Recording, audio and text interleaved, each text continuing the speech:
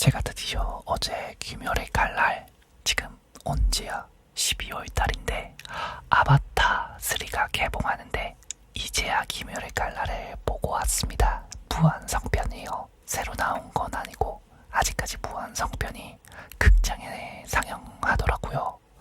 저는 메가박스 코엑스에서 봤고요. MX4D 그 관이 있더라고요. 그래서 거기서 봤거든요. 참고로 MX4D 이렇게 말하는 게 맞는지 모르겠는데 이 관이 그 의자 막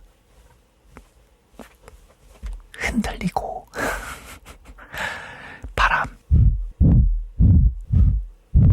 불고 물까지 쫙 번개까지 팡팡 그렇게 되는 관람관이거든요. 거기서 봤는데 자리가 은근히 꽤 찼더라고요. 한 6분의 1 이 정도는 찬 느낌이랄까요. 거기에 한 40명 넘게 앉아 있었던 것 같은데 40명쯤 앉아 있었던 것 같기도 하고 되게 많았어요. 제 앞자리에는 고등학생 남자 애들이 많이 앉아 있었고 저 옆에 커플도 있었는데 그 커플을 영화 보는 내내 계속 속닥속닥속닥 그런 거야. 어떻게 된 거야? 속닥속닥 계속 이러더라고요. 근데 그 커플 관에서는 또 제가 뒤에 가서 이야기를 해줄게요. 그래서 재미있게 봤냐? 당연히 재미있게 봤죠. 저는 귀멸의 칼날 만화책을 다 보고 있었기 때문에 그 내용에 대해서는 알고 있거든요. 근데 와, 영화라는 게 보고 경험하고 이게 아니라 MX4D 여기서 귀멸의 칼날을 보니까 그 느낌이 확 달랐어요. 제가 전에 드래곤 길들이기도 여기서 봤거든요. 의자 막 움직이는 여기서. 근데 그때 느낌이랑 지금 느낌이랑 그 관람관의 느낌이 다르더라고요. 이게 영화를 본다라기보다 지금 확실히 느껴진 게 영화를 체험한 경험을 할 수 있다. 영화를 체험한다라는 느낌을 확 받았어요. 요번에 그냥 단순히 의자 움직이고 바람 나오고 재밌다 였거든요. 드래곤 게이드리기는. 근데 이번에 귀멸의 칼날에서는 그게 완전 몰입이 되냐 이걸 떠나서 몰입보다도 의자 움직이고 바람 나오고 이렇게 하는 거와 플러스 이 영상미가 더해지니까 새로운 경험이 되더라고요. 어쨌든 본격적으로 이 관람 후기에 대해서 이야기를 쭉 할 건데 같이 치킨도 먹어가면서 관람 후기 이야기 시작하겠습니다. 양념치킨입니다. 양념치킨을 고른 이유가 있죠. 제일 먼저 귀멸의 칼날 시작하자마자 그 무한성에 떨어지는 연출. 와,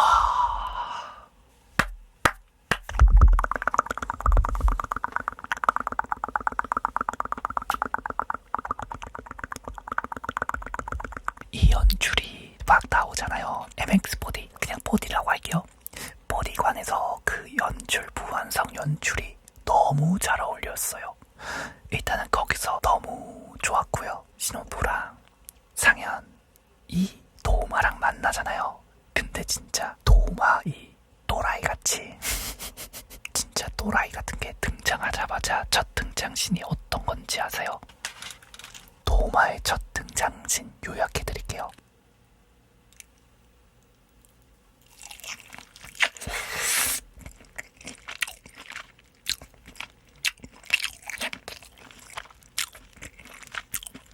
왔어.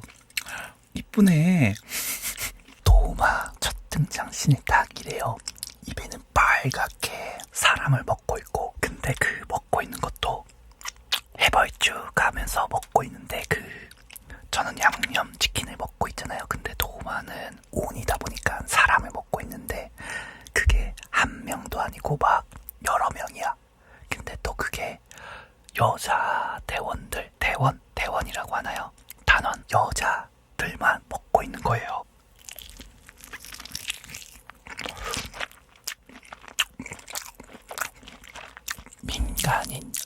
민간인이구나.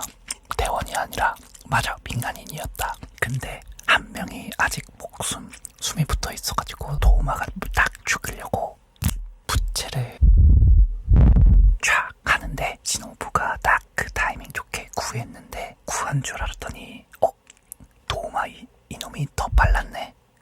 민간인 한 명을 미처 구하지 못하고 남은 한 명을 미처 구하지 못하고 그 자리에서 사망. 그래서 거기서 딱 실력 차이가 보여지는 거죠. 느낌 안 좋다.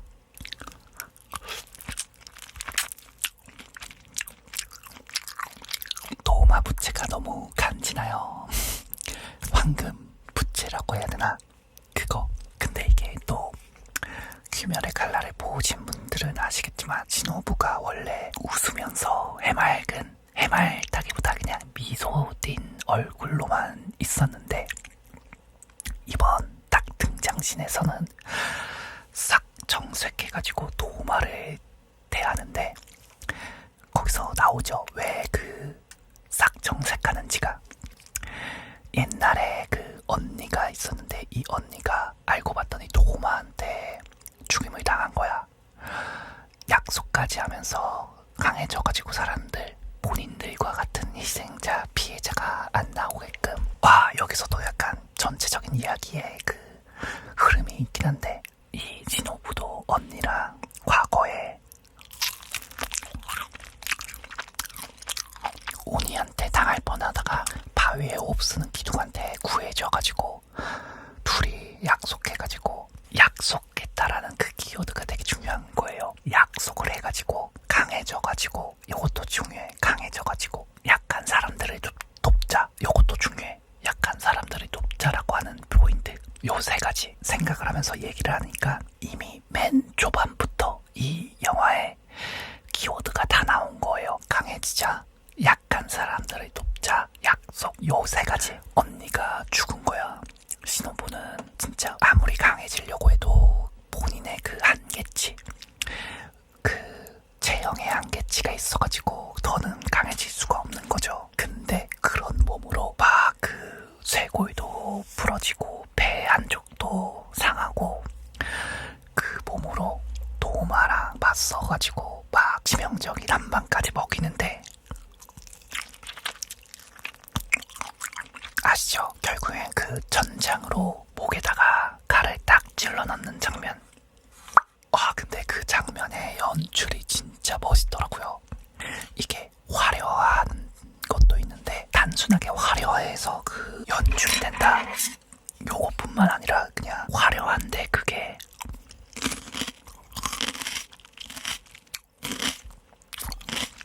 캐릭터의 움직임이랑 그 화려한 이유, 죽음이라는 그 앞에서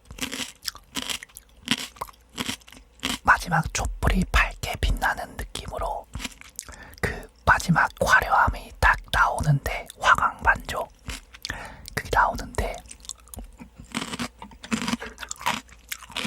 전장이 목을 딱 찌르는 장면 너무 멋있더라고요. 근데 결국에는 도마 약간 또라이 같은, 여기서 캐릭터가 또라이 같다라고 하는 거는 그만큼 또라이 같은 거를 잘 표현이 됐기 때문에 극찬입니다.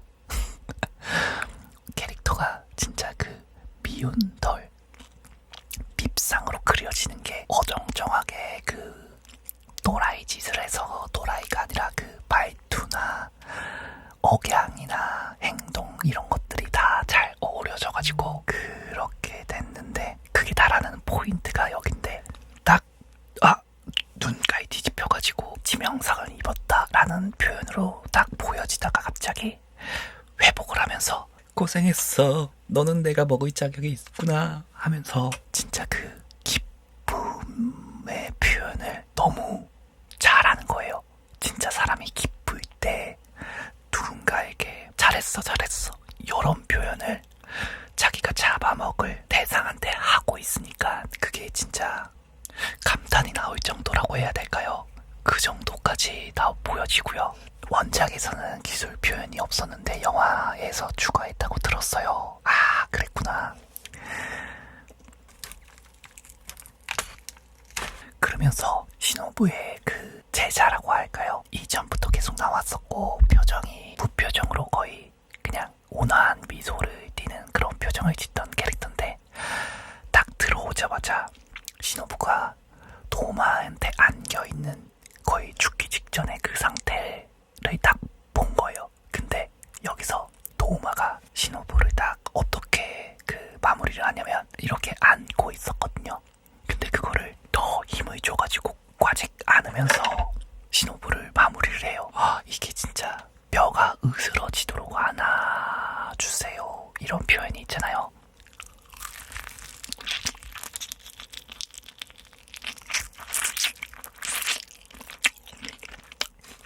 근데 눈앞에서 그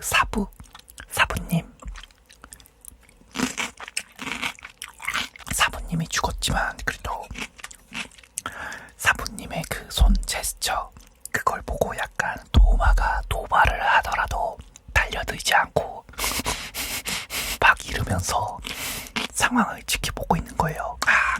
저는 그 감정 표현, 그 억누르고 있다라는 그 캐릭터의 감정 표현 묘사 되게 좋더라고요.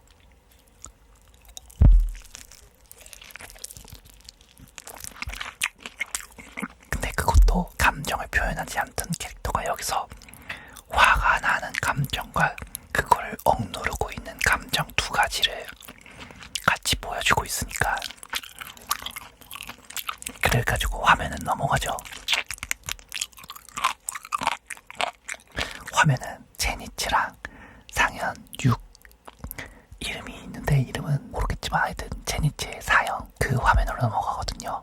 저는 원작 만화를 봤기 때문에 이게 어떻게 될지 이미 알고 있지만 그 표현이 굉장하더라고요.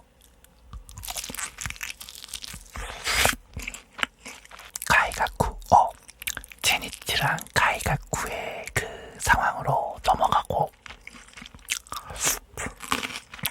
저는 여기서 그 뒤에 보이는 배경의 미술이라고 할까요? 배경 그림이 너무 멋있더라고요. 착한 애 쪽에서는 제니츠 노란 색깔, 노란 그 불빛, 빛이 들어오고 가이가쿠 쪽은 오니가 된 귀사의 때이기 때문에 오니가 귀사의 때였는데 오니가 됐기 때문에 가이가쿠 쪽에서는 빨간 불빛이 뒷배경에 보이는데 이게 단순히 불빛만 노랗고 빨갛고 이게 아니라 여러가지 뒤에 배경이라든지 풍경이라든지 그런 것들이 미술적으로도 되게 보기가 좋았어요. 우리가 미술 감상하잖아요. 그림 감상하고 근데 애니메이션에서 그렇게까지 그 미술 그림을 감상하고 있다라고 느껴지는 순간이 있었을까 싶을 정도로 그 그림체가 너무 좋았어요.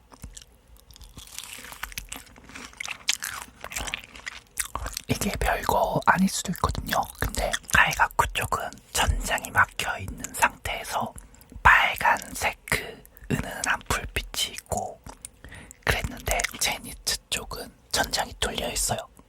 거기서 오는 노란색, 주황색 불빛 이게 또 표현이 되는 거죠. 가이가쿠는 이 막혀있는 사고 밖으로 나갈 수가 없는 그런 사고를 하고 있는데 제니츠는 다른 사람들과 연결이 될 수 있게 밖으로 나갈 수 있는 문이 열려있는 그런 미술 상황 구도를 보여주니까 여기서도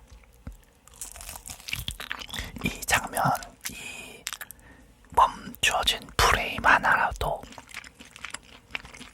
너무 좋은 거 있죠. 진우님은 치킨 좋아하시나 보네요. 자주 드시는 듯. 혼자 먹기 편해요.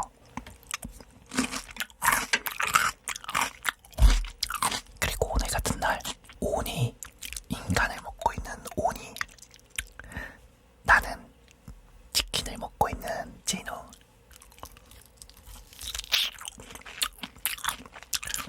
그래서 그 제니츠의 상황과 가이가쿠의 상황 빛도 빛 색깔도 색깔이지만 그 나갈 수 있고 나가지 못하고 갇혀 있다라는 느낌을 받는, 저는 그 장면에서 그렇게 느껴졌어요. 귀멸의 칼날도 되게 뭐랄까 일본스러운 거, 일본만의 그 요소를 잘 녹인 게 뭐냐면은 할복하는 거.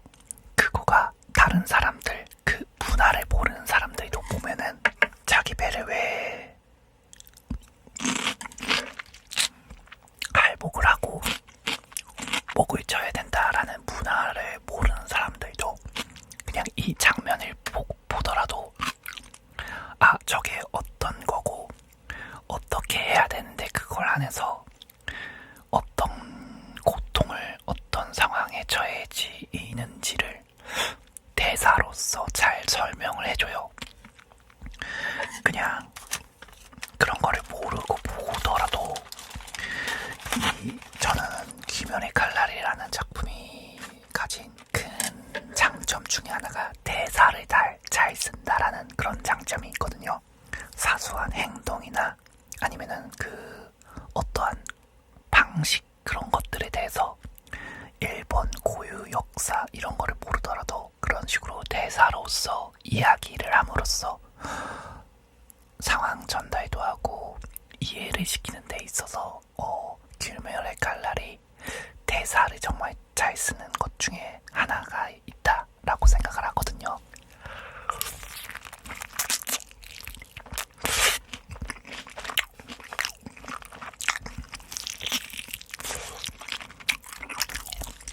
제니츠가 할아버지가 죽은 거를 그 편지로 받아가지고 이전 이야기에 보면은 평소에 그렇게 그 밝고 약간 멍청해 보이는 친구가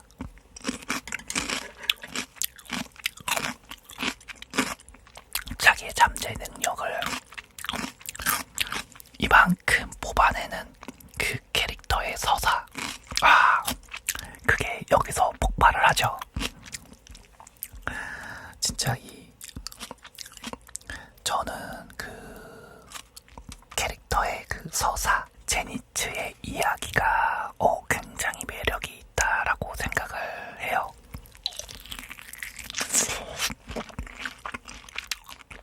주인공은 시종인가 밝거나 정신없거나 너무 의욕적이거나 너무 이타적이거나 처음부터 좀 부담스러운데 제니츠는 되게 멍청해 보이는 시점부터 시작해가지고 조금씩 노력하는, 뭐 어찌저찌 노력하는 그런 것들도 훈련을 통해서 그래도 얘가 따라오고는 있구나, 성장하고 있구나 보여주다가 요번 무한성편에서 울보, 갓난아기 같은 약해 보이는 도와달라고 외치는 그런 친구가 아니라 자기 스스로 자기가 존경하는 사형을 상대하려는 그 마음가짐, 이게 또 포인트가 뭐냐면은 사형과 진심으로 이렇게 사형의 그 한 방을 꽂아닿기 전까지 어느 정도 준비를 해요. 그 기간 대화를 계속해 나가는 거죠. 내가 알고 있던 사형은, 내가 존경하는 사형은 그런 사람이 아닌데 너라는 사람, 내가 많은 대화를 안 해봐서 너에 대해서, 사형에 대해서 잘 모르고 있지만 그럼에도 나는 너를 존경하고 막 너를 따라잡고 싶었어. 하지만 대화를 지금처럼 이렇게 많이 나눠본 결과 너는 안 될 사람이야.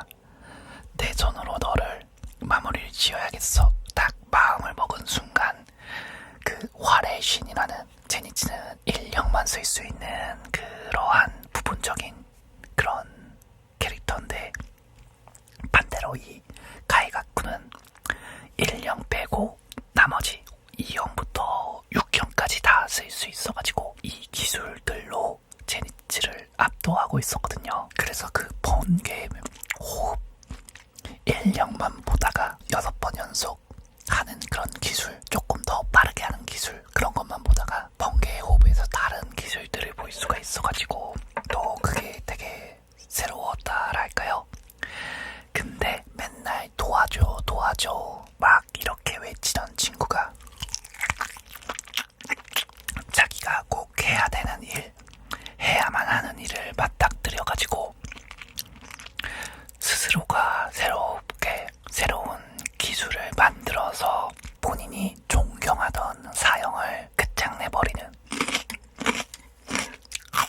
그 서사가 와 요번 편에 너무 잘 완벽하게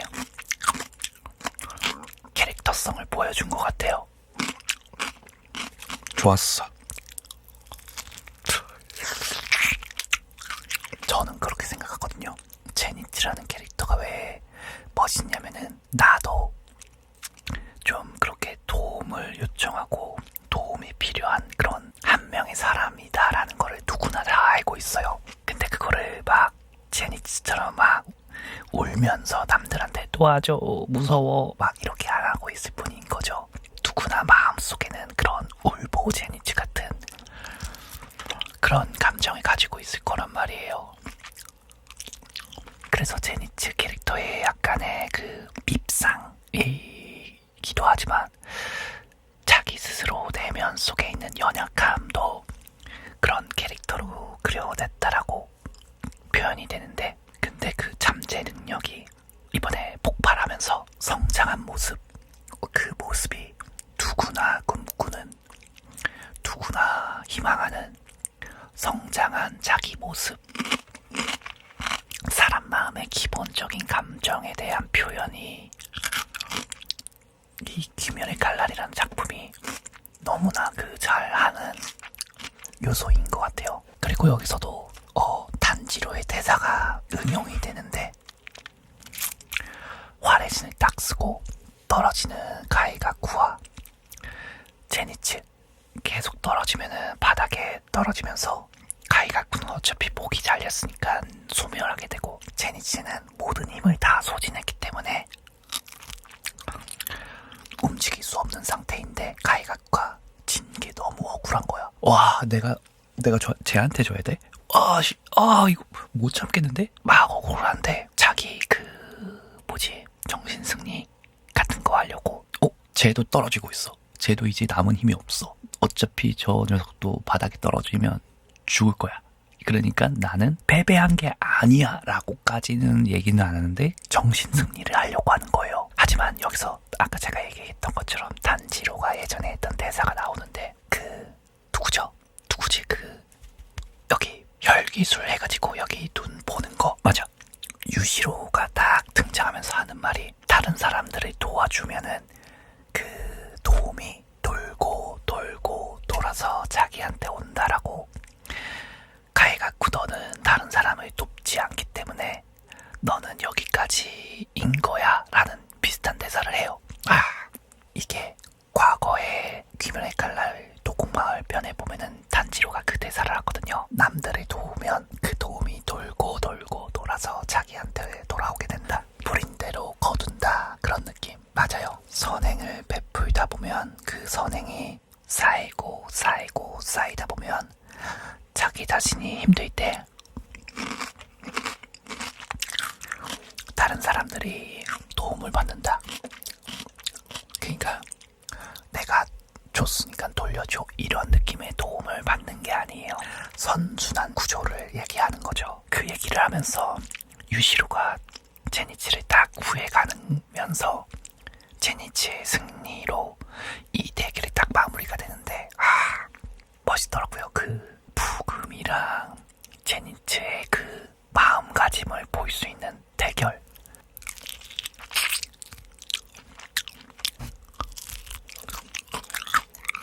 유시로가 제니츠 보고 1년만 늦게 싸웠으면 죽었을 거라고 했어요. 이게 딱 적절한 그 밸런스를 진짜 잘 맞췄다라고 생각하는 포인트인데, 근데 진짜 가이가쿠 입장에서는 혈기가 되면서 오니가 되면서 경험치 이벤트가 생긴 건데, 경험치 그 2배 이벤트, 3배 이벤트 그게 생겨서 실력이 쫙쫙 그 올라갈 수 있는 그 시기에 시작한 지 얼마 안 된 딱 그 경험치 포인트 시작한 그 출발점에서 제니치랑 딱 맞서게 되면서 성장 못한 가이가쿠 상태. 제니치는 계속해서 어찌저찌 그 합동훈련이나 이런 거를 거쳐가지고 성장을 해온 딱 그 상태에서 맞닥뜨리니까 상현의 6이면은 그 자리가 낯들고 있는 애 누구지?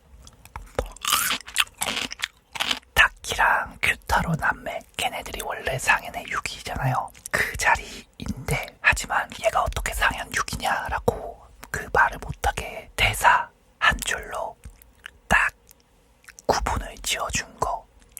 진짜 이게 귀멸의 칼날이 대사를 잘 쓴다라는 건데 요런 디테일이 너무 좋았어요.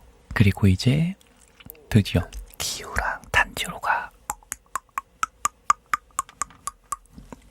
막 달려나가는 장면으로 넘어가는데 여기서 진짜 감탄이 나온 게 아카자가 딱 등장하면서 부안성 건물이 팡팡팡팡 발소리가 아니라 건물이 터지는 소리로 그 발소리를 표현을 한 거잖아요. 다가오고 있다. 걸음걸이 빠르게 슈 이렇게 다가오고 있는 게 아니라 펑펑펑펑 터지면서 다가오는데 와, 저는 결말을 알고 있잖아요. 그래서 그거를 생각하면서 보고 있었는데 이 장면이 어떻게 보였는지 아세요? 위에서부터 점점 추락하면서 꽝 찍어버리는 조금 달라요. 제가 느낀 거는 추락이라기보다 아카자가 가진 캐릭터의 특성인데 이거는 뒤에 나오거든요. 팡팡팡 이게 폭죽이 터지는 거 마냥 불꽃놀이 하는 거 마냥 펑펑펑 불꽃이 아니라 건물의 파편이 팡팡. 불꽃은 이쁘잖아요. 근데 건물의 파편은 무언가 부서진 그 잔해잖아요. 그런 거를 생각해 봤을 때 건물이 펑펑펑 터지면서 밑으로 내려오는 게 이 아카자의 이번 영화의 캐릭터성을 다시 한번 보여주는 느낌이 들더라고요. 굳이 그 멀리서부터 일직선으로 다가온 것도 아니고 위에서부터 팡팡팡팡팡 밑으로 내려오고 있는 게 말이죠. 요거는 제가 뒤에서 이어서 얘기할 건데 아카자가 딱 등장하자마자 단지로부터 조지려고 막 기술을 쓰거든요. 성공을 하거든요. 근데 단지로 이제 보통 애가 아니잖아요. 막 주인공 버프 받아가지고 성장한 아카자 기술도 막아내고 발도 베어내면서 발에 베일 수가 있어. 그럼 목을 쥘 수가 있어. 약간 이런 대사를 치는데 저는 진짜 이런 대사 하나하나가 의미가 딱 부여되면서 정당성도 부여되면서 저러니까 저게 가능하구나. 저게 안 되면 요게 안 되는구나. 이런 구분을 지어서 나눌 수 있다라는 그 대사가 저는 너무 좋더라고요. 상황이 이러니까 캐릭터가 거기에 맞춰서 행동하고가 아니라 논리적이지 않지만 논리적인 것처럼 보여지게 만드는 이 대사. 저는 이런 대사가 되게 마음에 들어하는 보는 포인트 중에 하나거든요. 단지로랑 아카자가 싸우면서 기우도 같이 싸우지만 둘이 아무리 해도 아카자가 더 세. 단지로가 밀리면 기우가 다음 받아쳐주고 기우가 밀리면 단지로가 이어서 해주고 그러면서 어찌저찌 막 싸우고 있는데 이 아카자가 갑자기 단지로를 보일 때마다 굉장히 거슬려 하는 거예요. 단지로를. 근데 이게 무잔히 단지로가 하고 있는 기골이 그거를 한 애를 죽이라고 했던 그 목적 때문에 죽이려고 하는 것도 있지만 단지로가 뭔가 묘하게 거슬렸는데 딱 이런 대사를 하는 거예요. 거기서 자기는 약자가 싫다. 약자를 보면 죽여버리고 싶다 라고 하니까 단지로가 누구나 약한 시절, 갓난아이 시절이 있다. 자기도 모르게 누군가에게 보호를 받고 성장해왔을 것이다. 이런 딱 대사, 단어를 쓰는데 원래 단지로는 이런 갓난아이 같은 약자라는 말, 약간 사람, 연약한 자, 뭐 이런 비슷한 말은 썼어도 갓난아기라는 대사는 안 썼거든요. 이전에는. 근데 이번에 딱 그 갓난아기라는 대사를 치는데 아카자가 누군가 갓난아이 같은 시절이 있다라고 하는 대사 이야기가 귓속말로 들리는 거예요. 환청처럼. 근데 알고 봤더니 아카자를 키워준 어떻게 보면은 아버지 같은 스승님이었고 실제로 이 아카자가 원래는 과거의 쌍이 딱 나오는데 병약한 아버지를 보호하기 위해 병간호를 해오고 약도 구하기 위해 도질까지 하면서 아버지한테 약을 갖다 사다 줬지만 아버지가 자식이 자기 때문에 돈을 도둑질을 하다가 붙잡혀가지고 죄인의 분신까지 새기게 되고 매질도 받으면서 죄인 취급을 받았는데, 그런 자식이 조금 더 나은 삶을 살라고 본인이라는 그 족쇄를 자기 스스로, 아버지 스스로 생을 마감하는 그 장면이 있거든요. 그게 아카자 머릿속에서 계속 떠오르는 거야. 그래서 단지로가 진짜 보일 때마다 눈에 거슬려. 자기도 생각하기 싫었던 과거를 문득 생각나게 하니까요. 안 되겠다. 단지로 조져버려야겠다. 단지를 끝장내려고 기술을 쓰는데 기술이 다 화려해. 얼만큼 화려하냐면 진짜 무슨 여의도 불꽃놀이, 불꽃축제처럼 엄청 화려한 거예요. 그 기술들이 불꽃이 막 펑펑 터지는 거 마냥. 그래서 기우랑 막 상대하고 있고, 단지로는 이미 지술 맞고 쓰러졌겠구나 하고 아카자가 기우를 딱 바라보고 있는데, 쓰러진 줄 알고 있는 단지로가 딱 일어서가지고 예전에 아빠가 곰 잡는 모습을 보여주는 주인공 회상 장면 있잖아요. 내비치는 세계라고 해서 근육이 어떻게 움직이는지, 근육의 움직임을 미리 보일 수 있어가지고, 동작을 보고 판단하는 게 아니라 근육이 어떻게 움직이고 있는 거를 보고 동작을 미리 예측할 수 있는 그 눈이 딱 띄어진 거예요. 그래서 단지로가 호흡을 가라앉고 아카자 뒤에 딱 섰는데, 아카자는 모르는 거죠. 단지로가 뒤에 있는지.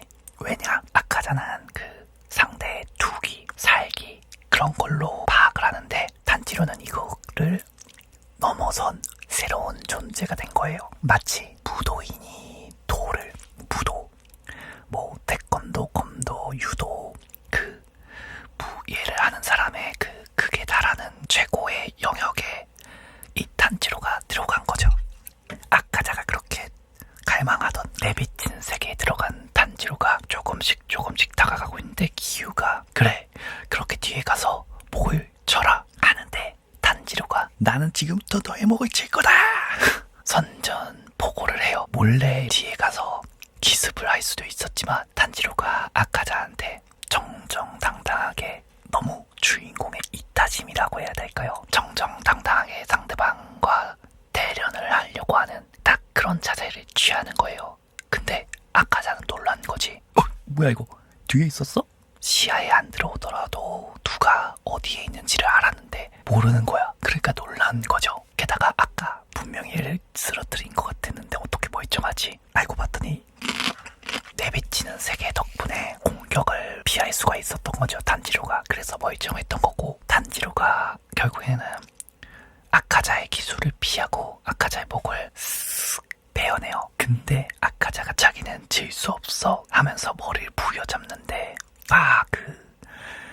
약간 지기 싫어하는 마음, 악착 같은 마음, 그런 게 너무, 악착 같은 마음에 대한 표현이 너무 좋았어요. 저는 막 그렇게 악착같이 버티는데, 기우가 칼을 던져가지고 아카자의 머리를 날려서 머리가 소멸이 돼서 죽은 줄 알았어. 근데 아카자가 갑자기 일어서더니, 저는 그 몸만 딱 일어서는 거 보고 알고 있는데도 헐 이런 반응이 나오더라고요. 아니, 알고 있는데도 그 목만 딱 일어서는 장면이 진짜 임팩트가 있었어. 화려하거나 요란한 장면은 아닌데도 임팩트가 있게 표현이 된 게 진짜 이 강약 조절이 너무 잘 된 것 같고, 생긴 게 무슨 곱창 같았어요.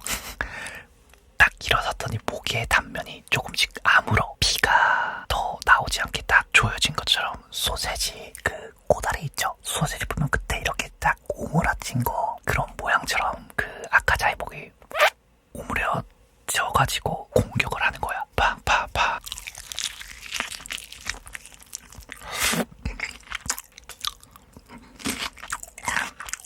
목이 없는 아카자가 막 싸우는데, 단지로를 한 방 쳐가지고 벽으로 튕겨 보내가지고 기절을 시키거든요, 단지로를. 근데 단지로를 마무리하려고 아카자가 딱 가는데 기우가 딱 방해하는 거예요. 막으려고. 기우가 이 말을 하죠. 단지로를 죽이려면 우선 나부터 죽여라. 그래가지고 아카자가 딱 기우를 끝장내려고 딱 돌아서는데, 그때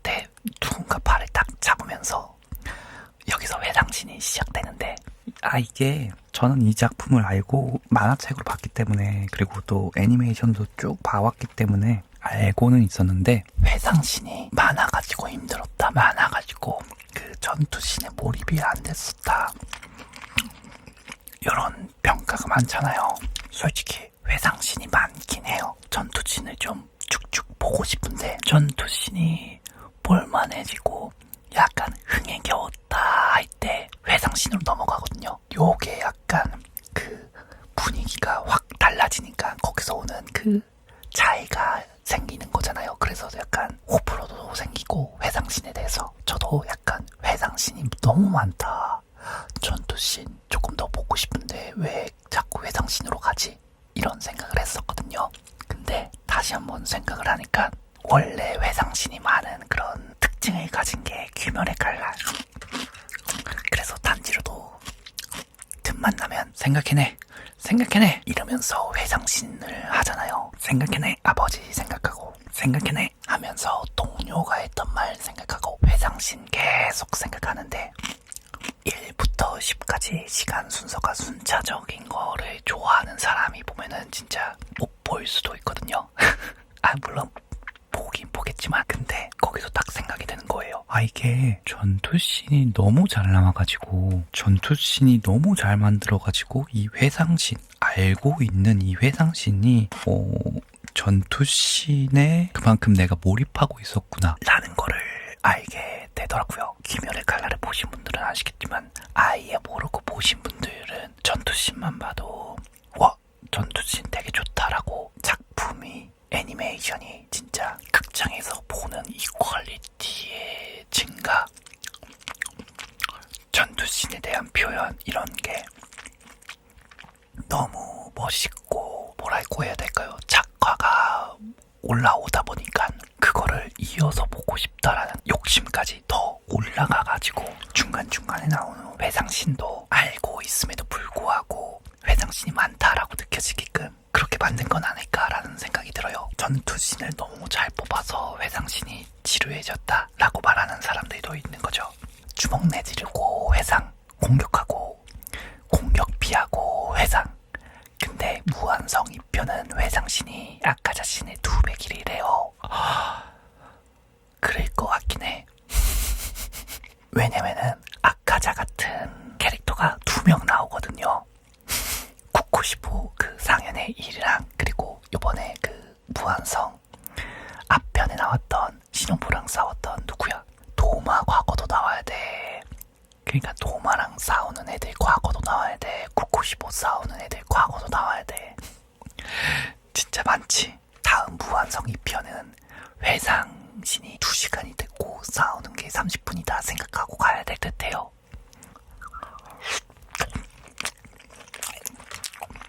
단지로가 아빠 곰 잡는 거 회상하는 장면에서도 우리 삶에 대한 태도, 자세, 이런 개념이 나온 게 뭐냐면, 아빠가 밤늦게 단지로만 불러가지고 곰 잡는 모습을 단지로한테 보여주거든요. 그러고 나서 하는 말이, 단지로 보았느냐? 이런 식으로 단지로 내가 한 거를 봤는지 이렇게 물어보는 거예요. 단지로가 하는 대사가 아버지, 그리고 할아버지, 그리고 그런 식으로 아버지의 아버지, 아버지의 아버지들이 이런 식으로 본인이 어떤 거를 하고 예시를 보여주고 자녀한테 이런 것들을 물려줘서 이렇게 내려왔구나, 기술이나 노하우 같은 거를 이런 식으로 물려주고 있었구나 라는 거를 대사를 치는데, 그 대사도 어떻게 보면은 요즘 한국에서 약간 필요한 느낌이 들더라고요. 그런 게, 그게 뭐냐면, 한국에서 약간 부모님 세대랑 자녀 세대가 약간 너무 다르다 보니까 딱 완전 달라진 느낌이 있잖아요. 어머니가 만드는 김치, 아버지가 가구를 고치는 그런 방식, 어머니가 음식을 하는 그런 노하우, 아버지가 보일러 고장났을 때 고칠 수 있는 뭐가 문제인지 보는 그런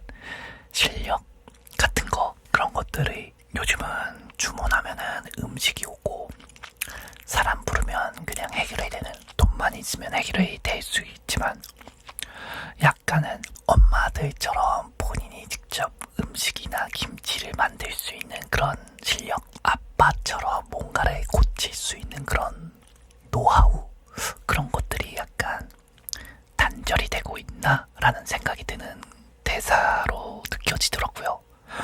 약간 뭐랄까, 우리들 마음속에 가져야 되는 마음가짐, 자세 같은 것들, 그런 것들이 참 요 김연의 칼날 같은 거, 참 이 김연의 칼날을 보면서 조금씩 그런 포인트들이 보여지는 게 저는 정말 신기하더라고요. 그렇게 해가지고 이 단지로가 내비치는 세계를 볼 수 있게 된 거였고, 그런 회상 장면들, 그런 게 너무 많긴 했지만 전투씬이 어쨌든 너무 좋았다. 근데 여기서부터 감동의 쓰나미, 아카자가 어떻게 살아왔고 어떻게 오니가 되었는지가 나오거든요. 이 장면부터 맨 처음에 제가 얘기했던 저 옆에 있는 커플,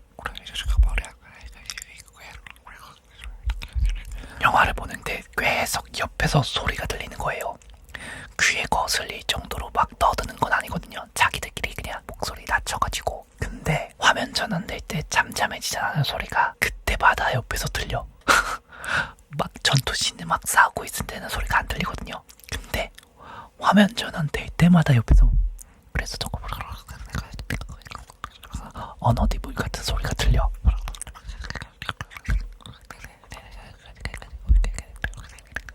저 옆에 있는 커플이 있었거든요. 근데 아카자의 그 회상신이 시작되고 중간부터 대화하는 소리가 훌쩍이는 소리로 바뀌더라고요. 저는 팝콘이랑 나초 먹으면서 봤는데 사람들한테 피해 갈까봐 조마조마 착하시네요. 그래서 아카자의 그 회상신이 시작이 되는데, 아카자 아까 얘기했잖아요, 어떤 과거를 가지고 있는지. 근데 거기서 아버지가 딱 자살을 함으로써 아들에게 다시 좋은 사람, 새 출발? 뭐 그런 식으로 시작할 수 있다고 얘기를 해주는데, 무도인 사부를 만나게 되면서 이 아카자라는 인물이 사부님 도장에 가게 되거든요.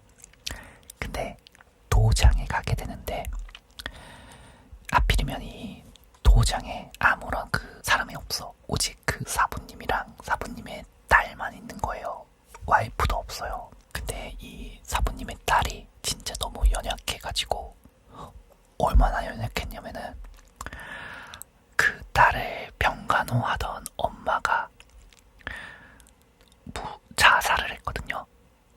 근데 그 자살을 한 이유도 너무 힘들어서 자살을 한 게 아니라, 병간호가 너무 힘들어서 자살을 한 게 아니라, 딸아이를 병간호를 하는데 딸아이가 자기보다 먼저 죽을 것 같으니까 그거를 지켜보지 못하겠다라는 마음으로 엄마가 자살을 해가지고 그 사범님 혼자 딸아이를 돌보고 있는 거예요. 여기서도 진짜 그 엄마에 대한 묘사가, 이 대사 한 줄 잠깐 지나가는데 이게 얼마나 그 힘든 상황이었겠어요. 부모가 돼서 가장 힘든 게 자기보다 먼저 죽는 자식을 봤을 때 부모의 마음이 무너진다고 하잖아요.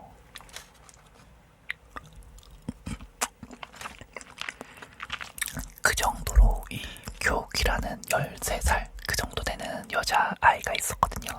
상태가 안 좋았거든요. 근데 마침 이 아카자가 몸이 안 좋은 아버지를 돌봤기 때문에 아픈 사람도 기가 막히게 잘 돌보잖아요. 그래서 이 사모님의 딸을 기가 막히게 잘 병간호로 해주는 거예요. 아무리 힘들어도 병간호도 잘 해주고 수련도 잘 하면서 병간호를 해주는데, 그래도 이게 상태가 좋아지려고 하지가 않는 거예요. 근데 교우기가 아카자한테 그래도 자기 때문에 수련도 잘 못하고 고생 너무 한다, 자기 때문에 너무 미안하다 막 사과를 하는데, 자기 병간호 한다고 놀러 다니지도 못하는 거 너무 미안하다 이랬거든요. 근데 이 아카자가 하는 말이, 이번에 불꽃놀이 하는데 그거 같이 보러 가요. 이 교우기한테 불꽃놀이를 같이 보러 가자고 하는 거예요. 근데 여기서 끝이 아니라 올해가 됐건 내년이 됐건 내후년이 됐건 보러 가요. 딱 이 말을 하는 거예요. 근데 이게 이 교우기라는 여자아이 입장에서는 자기는 살 날이 얼마 안 남았다라고 생각이 들고 자기가 죽을 거란 걸 알기 때문에 엄마도 그거를 보기 싫어가지고 생을 마감했는데 아카자만큼은 자기의 미래를 만들어준 거죠. 아프니까 병원 나오고 아프니까 뭐 약먹여주고 이게 끝이 아니라 내년에는 뭘 하고 내후년에는 뭘 하고 이런 미래를 아카자가 얘기를 해주는 거야. 이런 아파가지고 막 오늘 내일 할 것 같은 아이에게 내년에도 불꽃놀이 보러 가면 되지, 같이 가자. 이 말 한마디에 교기가 큰 힘을 받아가지고 3년이 지나서 진짜 몸이 완전히 많이 좋아진 거예요. 일상생활을 할 수 있을 정도로.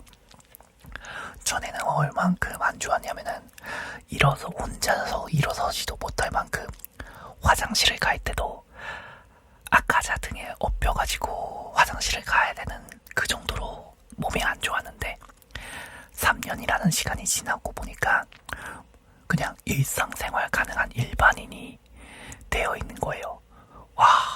근데 또 여기서 사범님 있죠. 사범님이랑도 대련을 무술을 배워가면서 사범님한테도 인정을 받아요. 그러면서 무도인의 길, 사범님이 준 도복을 입고 사범님이 가르쳐주는 그것들을 배워가면서 새롭게 새 출발을 한 거죠. 아버지의 유언처럼 몸이 아파가지고 돌아간 아버지가 마지막으로 남긴 유언, 다시 새로 출발할 수 있게 자기가 이렇게 생을 마감한다라고 했는데 그렇게 아들이 된 거야. 얼마나 아버지 입장에서는 진짜 바라는 마음이었겠어요. 그거를 살아서는 못 보지만 죽어서 본.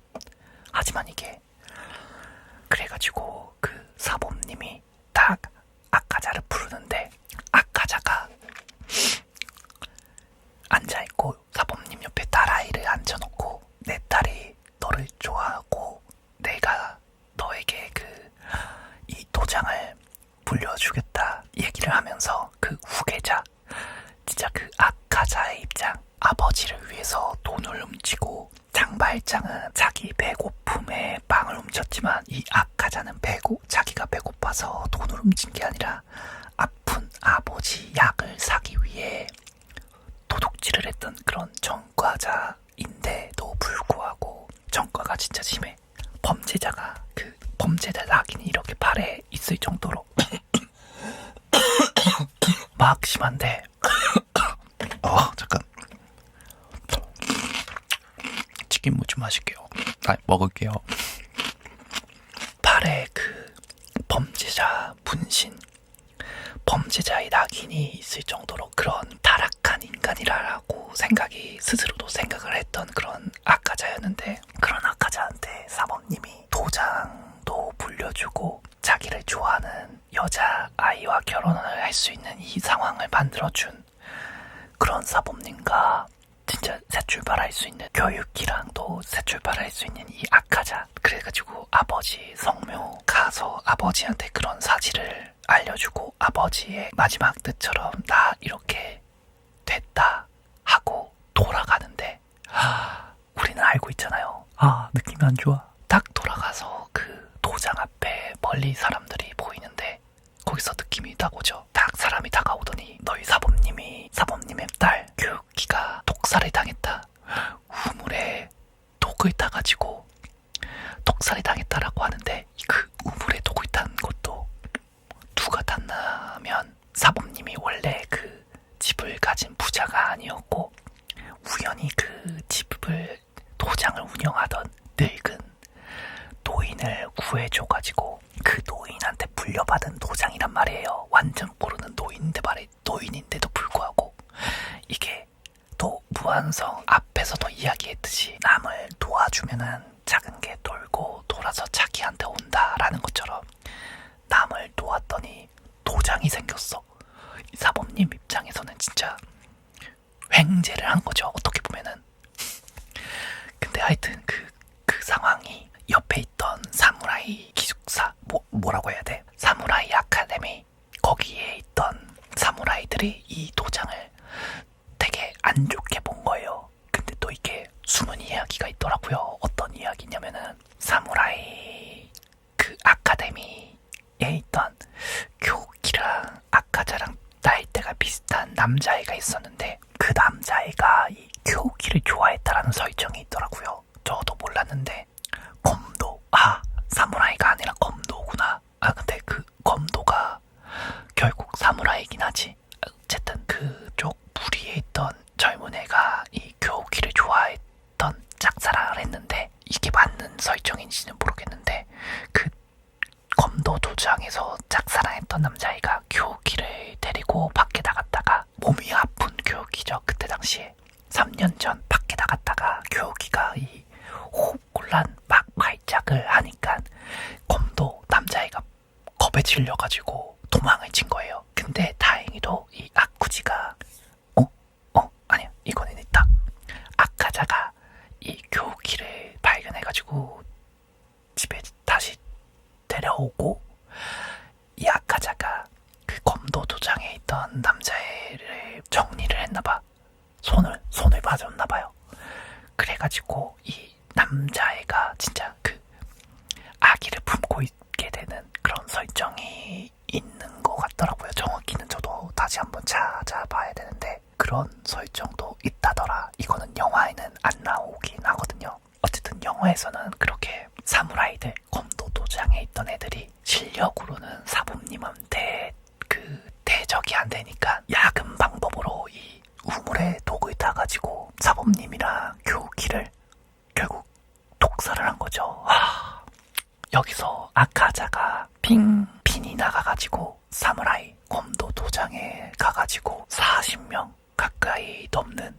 40명이 넘는 사무라이 검도 도장 안에 있는 사무라이들을 맨손으로 싹쓸이를 한 거예요. 근데 그러면서도 하는 말이 사범님이 준 이 도복, 하얀 도복을 빨갛게 피로 불들였다. 무도인이 하면은 안 되는 사람을 지키라고 알려준 그 기술 주먹으로 사람을 죽였다 하면서 본인 스스로도 이 상황을 너무 안타깝게 그 상황을 얘기하는 거예요. 그게 진짜 그 얼마나 절망적인지에 대한 표현.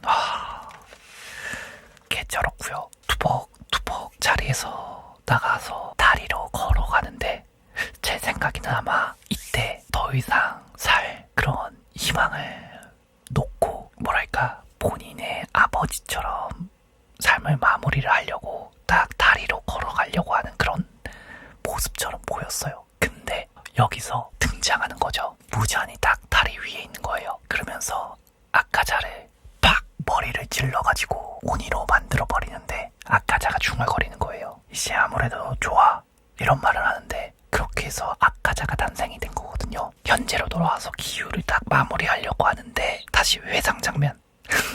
근데 회상 장면에 이런 장면이 나오는 거예요. 그때 폭죽이 펑펑 터지면서 이 아카자랑 교키 여자아이랑 같이 불꽃놀이를 구경하는 그 장면으로 넘어가는데 결국에는 같이 불꽃놀이를 보게 됐잖아요.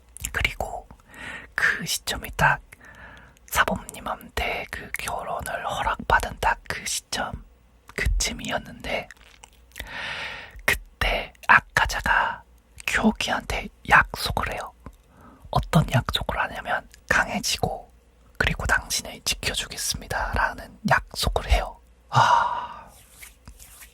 근데 어떻게 됐죠? 교키가 독살을 당했잖아요. 자기보다 약한 그 검도 사무라이들한테 독살을 당했는데 자기랑 싸울 힘이 없는데 자기보다 약한데 몰래 독살을 했기 때문에 자기보다 약한 자를 되게 싫어하게 되는 그 포인트가 됐는데 교키랑 했던 약속이 뭐라고요? 강해져서 당신을 지켜주겠습니다 라는 약속을 했잖아요. 근데 교키가 결국 죽었잖아요. 근데 그러면 이 약속에 뭐가 남아요? 당신을 지켜주겠습니다 이게 사라지고 결국에는 강해져야 된다라는 것만 남았잖아요. 약속이. 그래서 이 아카자가 인간에서 오니로 되면서 남아있는 게 하나, 강해지는 거. 요거 하나밖에 안 남은 거야. 자기가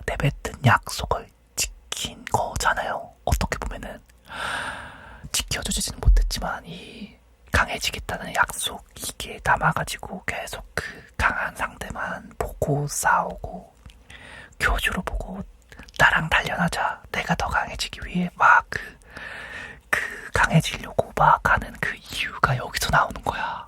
그러니까 이게 아카자라는 캐릭터가 거기서부터 디자인이 보이기 시작하는 건데, 아카자가 쓰는 기술이 그 불꽃놀이를 할 때 교기가 머리에 핀 같은 거를 꽂고 있었거든요.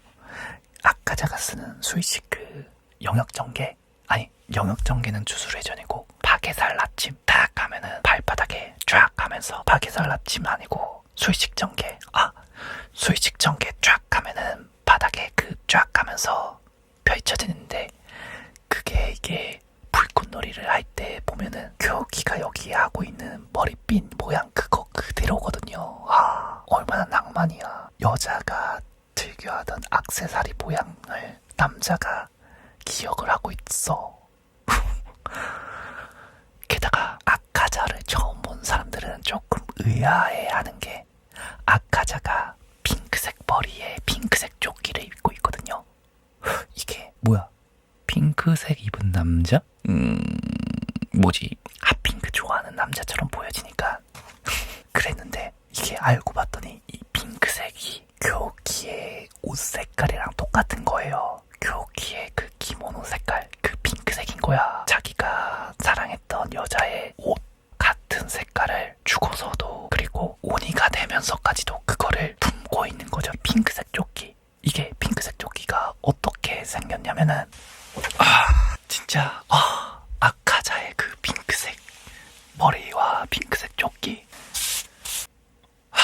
요즘 이번 겨울 유행하고 있는 김장 조끼지만, 아카자 조끼도 약간 제가 생각했을 땐 여기서 영감을 받은 것 같아요. 아카자 조끼도. 아카자 김장 조끼. 근데 이게 아카자가 입고 있는 조끼가 핑크색 캐릭터 디자인인 거니 했는데, 예전에는 만화책에서는 잘 안 나왔거든요, 그게. 근데 만화책은 흑백이다 보니까 잘 몰랐지만, 이번에 부한성을 보면서 확실히 알고는 있었지만 느낀 게, 계속해서 아카자의 핑크색 머리, 아카자의 핑크색 조끼가 보이는데, 그게 이 교키의 옷 색깔과 똑같다라는 게 보여지니까, 이 남자의 사랑, 그게 진짜 울림이 있는 거예요. 물론 아무리 이 아카자를 좋게 포장을 하더라도 과거가 있죠. 교주류한테 배빵을 날렸기 때문에 이 아카자 범죄를 저지른 사실 인정하지만, 이 아카자가 왜 이렇게 변했는지에 대한 것도 보여주는 그런 입체감이 있는 이런 캐릭터, 그 캐릭터를 잘 보여준 게 저는 진짜 이번 무한성에서 너무 잘 표현이 된 것 같아요. 악역이지만 이런 사연도 있어. 그냥 포장을 하는 게 아니라, 흔히 말해서 뭐랄까 세탁을 하는 게 아니라, 그냥 이 사람의 이 인물이 살아온 이야기를 보여주는 딱 그 정도 느낌인데, 그게 슬프다, 요렇게까지 되는 것 같아요. 아카자가 저지른 범죄에 대해서는 용서받을 수 없다, 딱 이게 확정이 된 것처럼. 그런데도 불구하고 이 아카자의 과거를 보여준, 아카자가 또 이 단지루를 끝장내려고 딱 하는데, 교기가 딱 팔에 붙잡으면서 이제 그만해요, 약간 이런 목소리가 들리는 거야. 근데 렌고쿠의 비중이 그리 크진 않았던 것 같은데, 비중이 그리 크진 않죠. 근데 렌고쿠가 단지로를 지켜주는 과정도 있었고, 단지로가 호흡을 통해서 상처를 약간 응급치료, 호흡을 알려주기도 하고 그런 장면들이 있었잖아요. 약간 뭐랄까, 스승님과 형님의 그 중간에서 알려주기도 하고 이끌어주기도 하는 그 역할을 하면서, 무한성에 나오는 거 있죠. 약한 자를 도와. 이게 또 무한성의 그 큰 메시지 중에 하나인데, 그게 뭐냐면, 단지로가 이런 말을 해요. 갓나나이처럼 약한 사람이 있지만, 그런 약한 사람을 지키고 돌보면서 그 약한 사람이 성장해서 강자가 되고, 다시 강자가 된 사람이 약한 사람을 지키고 보호하면서 이런 선순환을 가진다. 여기서 오는 갓난아이가 단지로가 됐는데 지금의 무한성에서는 갓난아이였던 단지로가 이렇게 성장해가지고 강자로서 성장을 한 거죠. 귀멸의 칼날 1화 무한성편 보기 전에 귀멸의 칼날 1화만 보고 가셔도 재밌게 보일 수 있는 게 1화에서는 그 머리를 숙여가면서 제발 그러지 말아주세요 막 빌고 있던 그런 단지로였지만 지금은 생사를 가르는 그런 전투를 스스로 쟁취할 수 있는, 지킬 수 있는 수준까지 올라왔다라고 기유가 표현을 하거든요. 그런 것도 있어가지고 이런 선순환, 그냥 무조건 우리 모두 다 잘 살아봐요, 그냥 이런 메시지가 아니라 강한 사람이 나약했던 사람을 지켜줌으로써 너가 잘 살 수 있게 내가 지켜줄게, 이렇게가 아니라 너가 성장할 수 있게 내가 지켜줄게. 성장을 해. 성장을 하면 또 약한 사람을 지켜주는 이런 뭐랄까 내려가는 후대를 기르는 그런 사랑을 전달하는 그런 방식. 강한 사람 너가 좀 고생해, 약한 사람 목까지 너가 해, 이게 아니에요 여기서 말하는 게. 그렇기 때문에 이게 울림이 있는 거예요. 그런데 여기서 또 단지로가 또 정신을 다 차려가지고 아카자를 끝장내려고 막, 아카자는 머리가 재생이 되면서 일반 오니에서 무잔급 머리가 재생되는 오니로 이렇게 되려고 하는 딱 그 과정 속에서 단지로가 정신을 차려가지고 검을 휘두르려고 하는데 손에 힘이 풀려가지고 검이 슉 빠져버린 거예요. 맨손이잖아 단지로. 좋댔다.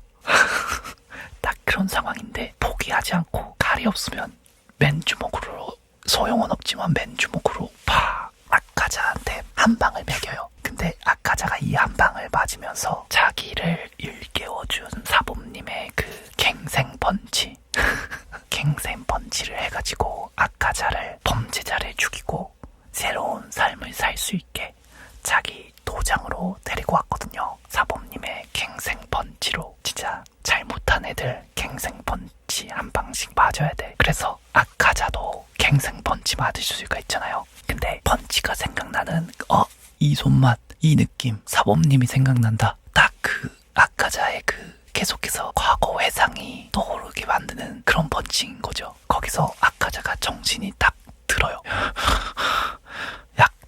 약자, 내가 죽이고 싶은 약자만 보면 화가 머리까지 치밀어. 그러다가 갑자기 내가 죽이고 싶었던 건, 이렇게 하면서 기술을 막 써요. 단지로는 그 기술을 보고 기우를 데리고 딱 피하거든요. 근데 피한다고 해서 이게 피해지는 기술이 아니란 말이에요. 근데 이거를 갑자기 야카자가 자기 자신을 향내해서 팍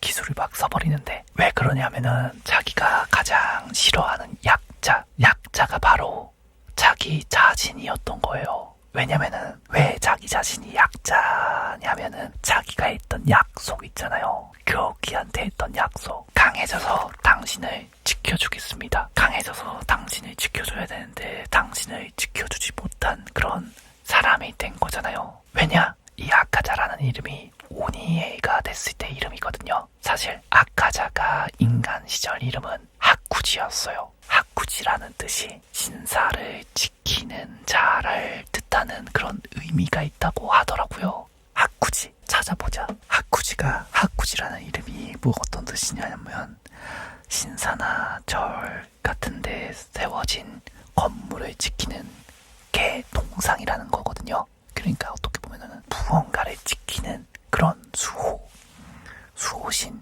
동상, 그런 거란 말이에요. 무언가를 지켜야 되는.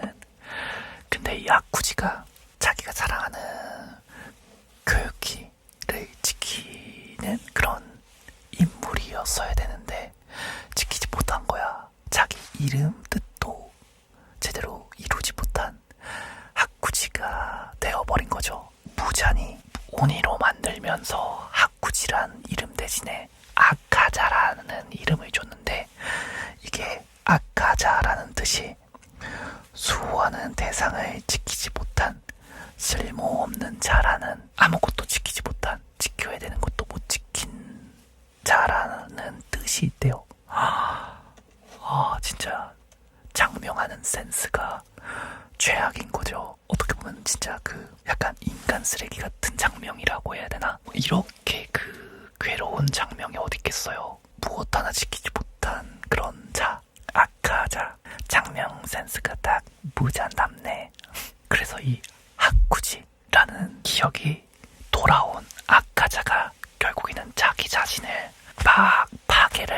뼈대가 앙상하게 보일 정도로 파괴가 됐는데도 불구하고 몸이 계속 재생이 되는 거예요. 그러면서 아카자가 과거에 사범님이 딱 머리를 쓰다듬으면서 격려를 하는 장면이 있거든요. 아카자의 몸은 자기 자신한테 기술을 써가지고 너덜너덜해가지고 재생되지 마 하면서 재생이 되는 자기의 살을 막 뜯어내요. 그러면서 터벅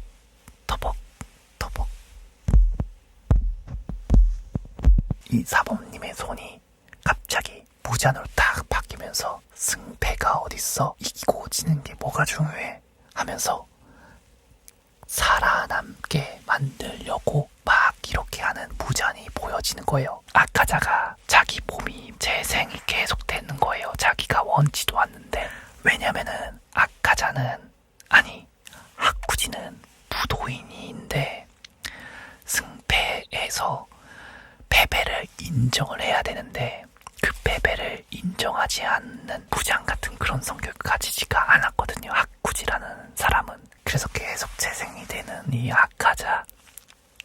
하지만 이 하쿠지는 단지로가 자기 자신과 정정당당하게 정면 승부를 했는데도 본인이 목이 잘리면서 졌단 말이죠. 딱 근데 그렇게 자기 자신이 진 거를 인정하는 그 순간 교키가 딱 이제 거기까지 그만하라고 막 이 팔에 잡고 막 울먹울먹 하는데 너무 슬프더라고요. 천국에 갈 수 있는 교키인데도 불구하고 천국에 안 가고 수십 년, 수백 년 동안 하쿠지를 기다려온 거야. 성불도 못하고 하쿠지를 계속해서 기다려온 거죠. 근데 거기서 딱 그 교키가 하쿠지 볼을 이렇게 딱 감싸주면서 그쯤 하면 됐다고, 고생했다고 막 이렇게 얘기를 하면서 단어 하나를 하거든요. 와, 저는 거기서 진짜 울컥하더라고요. 교키가 아카자에서 하쿠지로 바뀌면서 이 하쿠지가 교키한테 딱 안기면서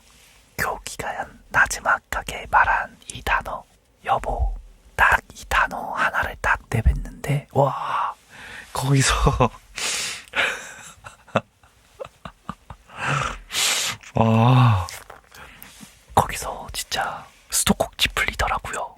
아니, 딱 두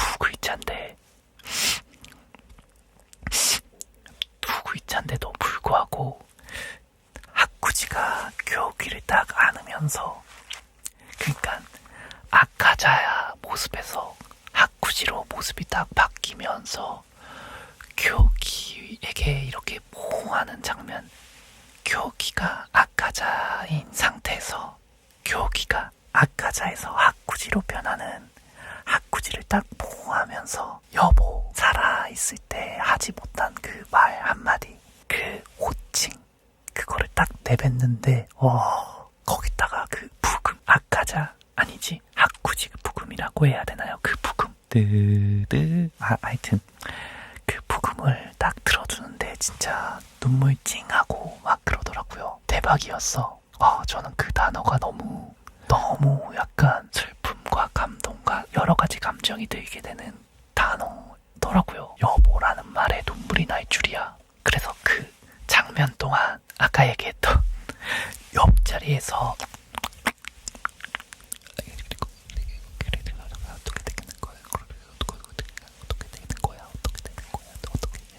커플 있죠. 옆자리에 있는 곳에서 고의적인 소리가 이번에는 넘어오더라고요. 그쪽에서. 기회가 된다면 뭐 다시 한번 봐도 되는 그런 무한성 귀멸의 칼날이었고요. 무한성 장면들 ASMR로 표현해주세요. 눈 감고 들으면 귀멸의 칼날 ASMR, 귀멸의 칼날 1화 집으로 돌아가는 단지로의 발자국 소리.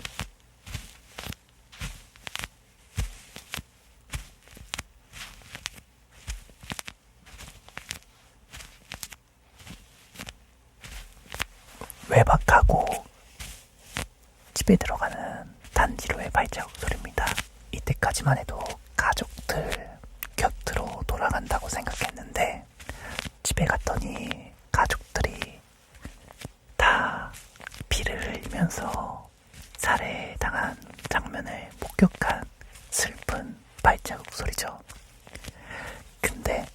거기서 여동생인 네즈코가 살아있는 거를 발견하고 네즈코를 얻고 네즈코를 살리기 위해서 달려가는 단지로의 발자국 소리, 눈 덮인 산을 빠르게 내려가는, 그리고 ASMR 귀멸의 칼날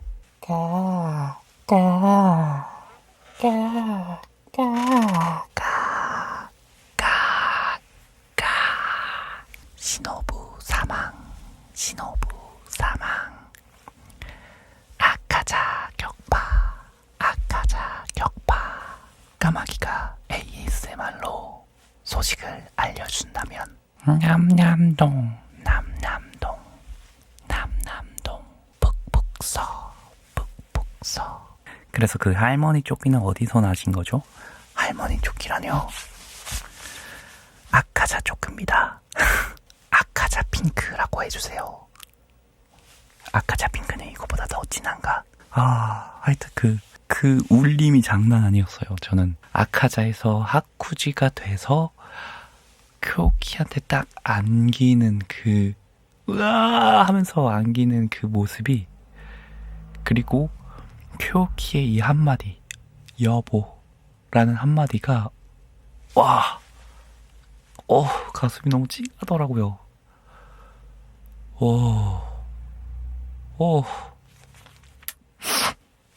원래는 제가 미국을 갔다 와서 뉴욕에서 한국으로 돌아오는 토요일에 그때 여의도에서 불꽃놀이를 볼 수가 있었거든요. 근데 그 불꽃놀이를 보지 못하고 집에 돌아왔어요. 근데 원래는 제가 그 불꽃놀이를 보고 딱 이 귀멸의 칼날을 봐야지 생각을 하고 있었거든요. 근데 지금 좀 많이 아쉬운 게 그때 불꽃놀이를 좀 일찍 가서 제대로 보고 그 다음에 이 영화를 귀멸의 칼날 무한성편을 보면서 하쿠지와 쿄키가 같이 본 이 불꽃놀이를 그때 그 기분으로 여의도 불꽃놀이를 보고 바로 봤더라면 더 좋았겠다라는 생각이 드네요. 근데 지금 봐도 너무 재미있고 다시 봐도 재미있을 것 같습니다. 진우님, 무한성편 회상씬 너무 많다. 줄여라. 바이신가요? 난 너무 좋았다. 지금 내 눈물샘 무한성에 흘러보내겠다. 바이신가요? 저는 둘 다예요. 이게 하나를 없애면 다른 하나까지 무너집니다. 요게 싫다고 요거를 없애잖아요. 그러면 자기가 좋아하는 것도 무너집니다. 밸런스예요. 서로 연결이 되어 있어요. 단편적으로 그렇게 하나 없앤다고 없어지는 게 아니고 그런 회상신이 있었기 때문에 이만큼의 감동과 이만큼의 액션 쾌감이 있었다 이고요. 회상신이 많았다라는 거는 회상신을 지우잖아요. 그러면 그건 귀멸의 칼날이라는 작품의 특성과 작품이 전달하고자 싶은 바가 색깔이 그냥 칼싸움으로밖에 안 그려진다 일 수도 있어요. 그냥 다른 칼싸움, 괴물을 잡는 칼싸움과 다른 이유는 귀멸의 칼날에서 전하는 이런 회상신과 그 회상신에 맞게 들어가 있는 적절한 대사들, 귀멸의 칼날이 이런 대사들이 주는 힘이 굉장히 크다고 생각을 하거든요. 호흡 하나하나에 신경을 써서 기술이 더 갈고 닦아진다. 호흡을 가다듬어라 라는 것도 어떻게 보면은 현실 세계에서도 호흡법을 잘 쓰고 심호흡을 잘하면 일상생활에 도움이 되거든요. 시험 보기 전이라든지 뭐 좋아하는 사람한테 고백을 한다라든지 호흡을 잘 통제하면은 중요한 시험도 좋아하는 사람에게 고백하는 것도 더 잘 하게 될 수도 있게 되는 법이잖아요. 대사들이 되게 좋은 게 또 뭐냐면은 이런 갓난아이라는 약자라는, 그리고 강자가 약자를 돌보고 그리고 약자가 다시 강자가 돼서 다른 약자를 또 돌봐준다라든지 요런 뻔한 대사거든요. 어떻게 보면은 뻔한 대사를 있어 보이게 만드는 대사, 이 대사를 쓰는 그 글솜씨, 그 글이 이 스토리랑 잘 맞물리면서 주는 그런 게 이 귀멸의 칼날의 강점이라 생각합니다. 비슷하게 제가 재밌게 봤던 애니메이션이 뭐가 있냐면은 던전밥 일기 재밌게 봤거든요. 한번 뒷부분 만화책으로도 볼까 해요. 던전밥 귀멸의 칼날만큼 대사나 이런 것들이 참 연출이나 이런 게 참 좋았다. 던전밥 같은 경우에는 다음에 던전밥 시즌 2 2기 나오면은 그것도 한번 리뷰해봐야겠다. 그리고 제가 저번에 아카자가 딱 등장하는 씬, 건물이 팡팡팡 터지면서 등장을 하는 게 마치 아카자 하쿠지의 마음이 부서지는 것처럼 느껴졌었고요. 그리고 그 불꽃 놀이는 원래 위로 올라가가지고 이쁜 불꽃이 빵 터지잖아요. 근데 아카자 등장은 위로 올라와서 등장하는 게 아니라 위에서 아래로 떨어지면서 건물이 부서지면서 파괴되는, 자기 건물이라는 이런 형태가 파괴되는, 마음이 파괴되는 그런 형태처럼 보여지는 거, 그게 진짜 임팩트도 임팩트인데 그런 식으로 표현을 했다라는 게 의도해서 그렇게 표현을 한 건지 아니면은 이게 어떻게 이게 제가 해석을 크게 넓혀서 해석한 건지 그 등장신이 너무 좋았어요. 이런 하쿠지의 사연이 있어가지고요. 그리고 아까도 얘기했던 이 시노부랑 시노부 언니가 약속해가지고 했던 말 있잖아요. 강해져서 자신들과 같이 오니한테 잡아먹히는 그런, 오니한테 피해를 받지 않는 이들을 도와주자. 강해져서 오니한테 잡아먹히지 않게 그런 사람들을 도와주자. 언니랑 약속을 한 시노부가 있었는데, 이 무한성이라는 게 약속, 그리고 약자가 강자가 돼서 다시 약한 사람을 도와준다. 큰 핵심 키워드가 시노부도 그렇고, 그리고 제니츠 때는 강해져서 자기가 존중하는 사형을 보내주는 것도 나오고, 그리고 하쿠지 약속, 하쿠지의 약속, 강해져서 당신을 지켜주겠습니다. 우리처럼 슬픔을 당하지 않도록 도와주자. 맞아요. 그런 식이었죠. 근데 만화책을 다 본 입장에서 얘기를 하는데, 나머지 그 무한성 2편, 3편 이렇게 될 것 같은데, 요번에 나온 무한성만큼, 아카자 편만큼 막 그렇게 슬프다, 요러지는 않을 수도 있겠다 싶어요. 왜냐면 제가 그 다음 이야기들을 알고 있는데, 이게 아카자 편이 슬픈 이유가 수네보 같은 사랑, 이 사랑의 멍청이 같은 이 아카자 때문에 슬프거든요. 근데 이 다음에 나올 무한성 2편은 슬픔보다도 액션에 더 큰 비중이 있다라고 생각을 하고 보시는 게 좋을 것 같습니다. 다음번에 나오는 무한성 2편은 아카자 편의 그 슬픔, 감동보다 액션을 중점으로 보시면 더 좋을 수도 있다. 혹은 액션도 액션인데 뜨거운 액션이라고 생각하면 될 것 같아요. 뜨거운 마음과 뜨거운 액션. 저도 만화책으로 다 봤어요. 제가 무슨 말 하는지 아시겠죠? 그리고 무한성 상편은 일단은 귀멸의 칼날을 봤으면 다 봐야 된다 라는 느낌으로 보시면 그냥 봐야 돼. 귀멸의 칼날 무한성 3편은 그냥 봐야 돼. 완전 공감이요.